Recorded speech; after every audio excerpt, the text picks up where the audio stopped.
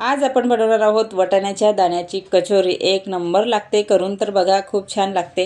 तर इथे मी 2 कप मैदा घेतला, त्याला चाळून घ्यायचा, त्यामध्ये मीठ टाकायचं, 2 ते 3 चमचे मी तेलाचं मोहन टाकायचं, मिक्स करायचं, थोडंसं पाणी टाकून चांगला उंडा असा मळून घ्यायचा। नंतर थोडंसं तेल लावून मॉलिश करायची आणि याला झाकण ठेवून याला मुरायला ठेवायचं। छोट्या पॅन मध्ये 1 चमचा तेल घेतलं, त्यामध्ये वाटाणे टाकले, मिरच्या अद्रक टाकून चांगलं भाजून घेतलं, डाग पडेपर्यंत वाफ दिली। नंतर एका छोट्या कढईमध्ये 1 टेबलस्पून साबुत धने, जिरे, काळे मिरे आणि सोप घेऊन चांगलं भाजून घेतलं, मिक्सरला जाडसर असं वाटून घेतलं।